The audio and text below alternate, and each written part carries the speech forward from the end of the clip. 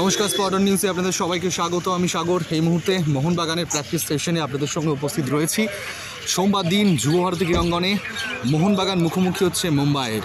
খুবই গুরুত্বপূর্ণ match, vital match, league shield জয়ের জন্য এই ম্যাচ জিততেই হবে মোহনবাগানকে। তার আগে একটা ভালো খবর মোহনবাগান সমর্থকদের জন্য, এদিন প্র্যাকটিস সেশনে কিন্তু উপস্থিত হলেন হাবাস। সেই ছবি আপনারা দেখলেন। কথা বলেছিলাম তিনি সুস্থ আছেন কিনা, কি বলছেন একবার শুনুন। Hi coach. Are you fine? Fine.